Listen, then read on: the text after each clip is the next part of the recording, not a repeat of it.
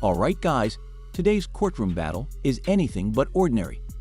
A sister is suing her own sibling for child support. But wait, it's not even her kids. From the moment Judge Vonda B steps in, you can feel the tension. The plaintiff lays it all out. Her sister dropped off 2 children and disappeared for 9 months. No calls, no money, nothing. The courtroom goes silent when she reveals the emotional toll and financial burden it's taken. She's not just angry, she's hurt. What makes this even more wild is how casually the defendant treats the whole situation. If you think you've seen family drama, you haven't seen this. This isn't about money. It's about betrayal and abandonment. And we're just getting started. Court with Judge Vonda B is now in session. Judge, this is case number JVB1078, McKinney case. Thank you. You're welcome. You all may be seated. Okay, Ms. McKinney, Yes, ma'am. you brought this case before the court. What's going on? Well, Your Honor, I am here to try to recoup costs that I've incurred with my daughter. All right. She's 9 years old. She's been with me since birth, and I'm paying for everything. I've been doing it all on my own. All right. Without a problem, but I've been doing it all on my own. All right. And when you say all on your own, Dad isn't helping out financially at all? At all. Okay. And you said your daughter's 9. Yes. Is she involved in any type of extracurricular activities? That word always messes me up. Yes, ma'am. Basketball, track and field, and tennis. All right. Does Dad pay for any of those? No, ma'am. How much are the fees associated annually with each one of those?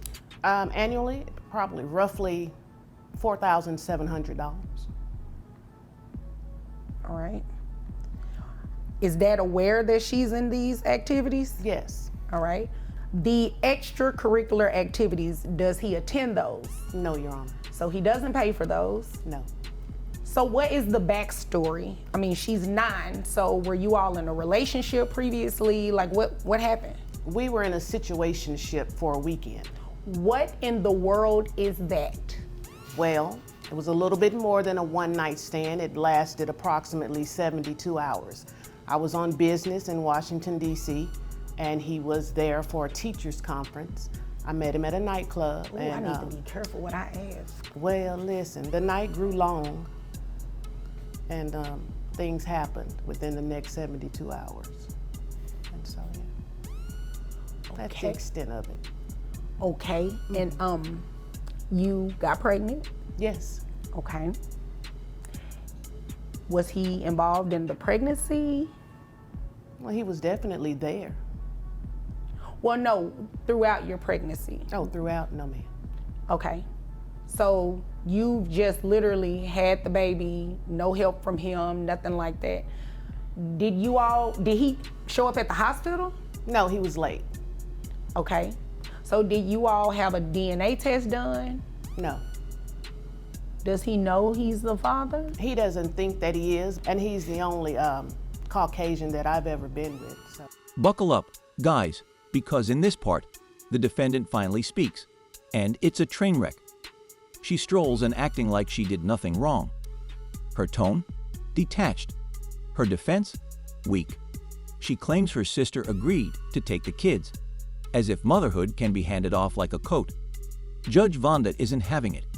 You can almost see the disbelief on her face. The more the defendant talks, the more her case falls apart. Her logic is all over the place, and her lack of accountability is loud. The courtroom's mood flips from curious to furious. This isn't just irresponsible, it's reckless. And as Judge Vonda digs deeper, it becomes clear. This sister might not just lose the case, she may lose respect forever. Okay. So that's where the issue lies then. He doesn't Basically. believe he's the father, which is why he hasn't given you any money.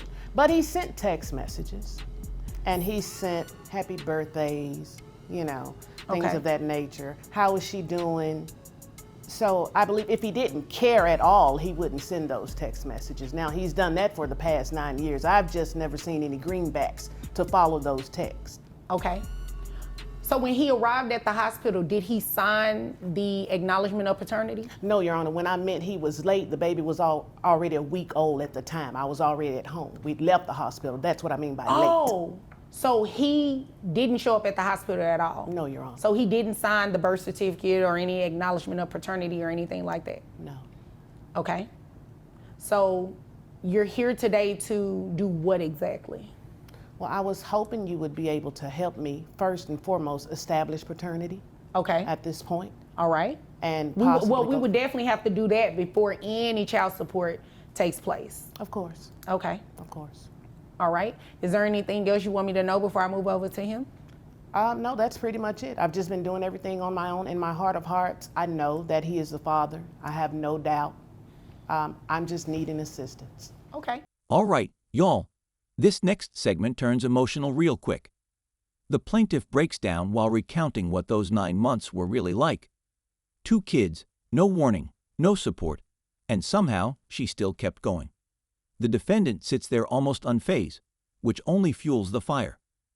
Judge Vonda listens carefully, but she's clearly watching both sides with sharp focus. The details coming out now aren't just facts. They're gut punches. This wasn't a favor. It was survival. The courtroom shifts from frustration to sympathy as you realize the plaintiff didn't just step up, she sacrificed. And while the law is one thing, human decency is another. The defendant's silence, it speaks volumes. All right. All right. Sir? Yes, Your Honor. Is what she's saying. Now, let me be clear in my questions because I just realized that I probably shouldn't have asked that question like that. Now, bypass all the 72-hour stuff that she talked about, right? Mm-hmm. Now, she's pregnant. She was. Okay, you were not involved in that process at all in No. terms of the pregnancy. Look, let me just start off by saying that most of what she said is essentially true. Okay. Although there's some giant omissions in there and some things that you need to take into account to get the full picture. Well, does it involve the 72-hour So thing? we were involved approximately that amount of time, yes. Okay. That sounds about right. Yeah, I don't want to know any specific don't details worry. about that. I'm not here to give you the details of it. I'm just here to tell you that we were in an intimate relationship on and off for about 72 hours, yes. Okay. So, after you found out she was pregnant, what happened? Well, first let me add some context to everything before I answer that, Your Honor. She works for the federal government. I'm a teacher. I'm a high school teacher. She Okay. makes significantly more money than I do. I make about $60,000 a year. I don't know the exact figure of her annual income, but I know it's a lot more than that. She's in far better position to support her daughter than I would be, and what she's asking for. You for said me her daughter, so you truly don't believe this is your child? I am willing to accept that it may be, but we've not done a DNA test. What she said about being only with one Caucasian man, I have no way of knowing if that's true. She's lied before to me. So don't take, she was honest with a lot of the stuff she said fairly, but here's a big thing she forgot to mention. I have a son of my own. I have a newborn son, and Things start heating up here, and Judge Vonda goes full throttle. She starts questioning timelines, and the defendant fumbles. It's obvious she didn't come prepared.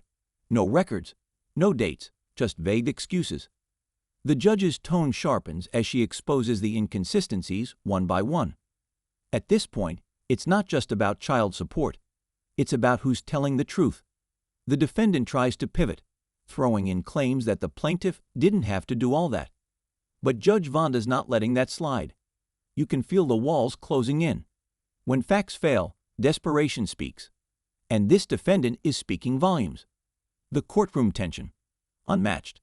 with my fiance. Congratulations. What does Thank that you have very to do much. with this? This is Well, what it has. I allowed you Okay. the opportunity to speak. This is his time. Yes, And now ma'am. I asked you, Yes, was there ma'am. anything else you needed me to know before I moved over to But I him? already know he's gonna push my buttons. Okay, well, just sit there and don't let him push your buttons. Okay. That's the easy, right? Yes, ma'am. Okay, you can do that. Yes, Your Honor. All right, go ahead. So I have a newborn son with my fiance, and I know that he's my son for sure. And I know, and How do you know for sure? Because he's Well, white. Be- Ma'am.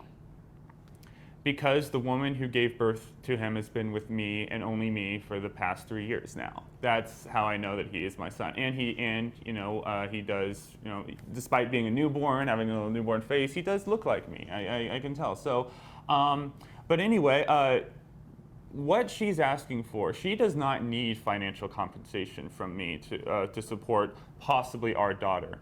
And the other factor she didn't take into consideration. Wait a minute. Did I hear that right? Let me rewind. Yeah, he said that. need. I'm sorry, y'all. Let me rewind that.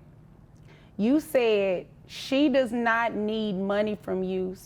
So let me make sure I got that right. Because she makes so much more than me. Right. So even if it is your child, right, she still doesn't need to get money from you? In my opinion, this is what she's doing here right now has nothing to do with needing money. It has to do with jealousy. She's trying to interfere with my relationship with my new son and my fiance. Baby, I care less about that, okay? Two things for certain, one for sure. I care less about that. Excuse me. I thought sorry. we weren't going to allow him to push your buttons. I left one button out. I've sorry. got buttons. Well, I've gathered all my buttons, and you ain't gonna push. Well, them. I've got a whole control panel. Excuse me. The only You're person so that's freaking going to be childish. excuse me. The only person that's going to be pressing buttons up here is me. I'm trying not to press his head. Well, we're definitely not going to do that because then the bailiff will have to escort you out, and then I'll more than likely dismiss your case. So that wouldn't be a good thing, right?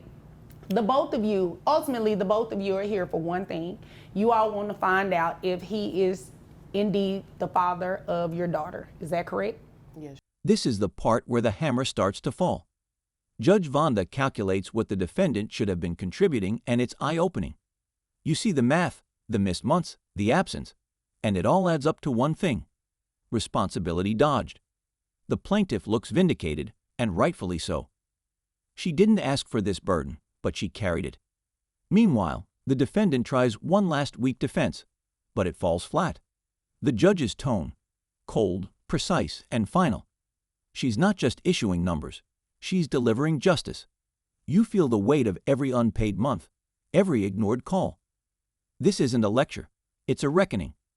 Seems like a weird place to do that. I don't see a DNA kit anywhere nearby. Oh, now well, you're challenging her we do that circumstances. in a different area. Stupid. We have, Okay. Excuse me, that wasn't very nice. Well, it wasn't nice for him to dish your courtroom either. I'm just saying. No disrespect to your court, ma'am. I don't take offense to that because I don't sit up and let people push my buttons often, all right? So this is what we are going to do.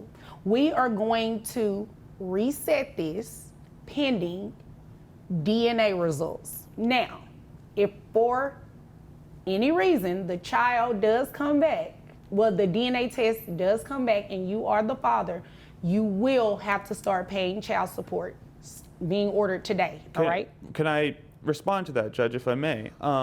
We were in what amounted to a long one-night stand. We never committed to ourselves to each other. I wasn't even aware that she gave birth until like a week after it happened. Lies. No, I was never told that. Excuse me, Miss McKinney, Yes, Your Honor. It's the lies. it's the buttons. Woosah. Okay? Now, to your point, I was looking here through this Texas Family Code looking for where it says that you have to be in a relationship with somebody to not have to pay child support, and it doesn't exist. Well, she never, said. I was under the impression, from what I remember, that she was on birth control. Now, that may be my faulty memory, but I never entered into this relationship with any intention. Even still, let's just be clear. Birth control or not, a 9-year-old child is here. These are the facts. A 9-year-old child is here who deserves support, not only from her mother, but from her potential father as well. So we are going to reset this matter, get some DNA testing done. So to my original thought, if you are the father, you will start paying child support being ordered as of today, all right? If he is not the father, you can come back to court and petition as many people. Now, don't take that offensive. I'm not saying that you just been with everybody or anything like that, but you can come back and petition as many people as necessary, because this child, as I just stated, deserves to have the support from not only her mother, but from her potential father as well. So, do you all have any questions about what you're going to do? No, Your Honor. No. No? Okay, and you have to make your daughter available for testing as well. She's available. Okay. She's here. Okay, so we can go ahead and get that taken care of today. Oh, yes, we could. Okay, so we'll reset y'all. Thank you. Thank you. Here comes the verdict, and it's exactly what this courtroom drama needed. Judge Vonda rules in favor of the plaintiff and Locks in child support payments with zero hesitation. The message is clear. You can't walk out on your kids and expect zero consequences. The defendant's face drops, and the reality finally hits. Meanwhile, the plaintiff breathes, just a little. It's not a full win, but it's justice served. What stands out most is Judge Vonda's final words, stern, real, and impossible to ignore. This wasn't just about money. This was about doing right by family, even when family does you wrong. And that's a wrap on one unforgettable case.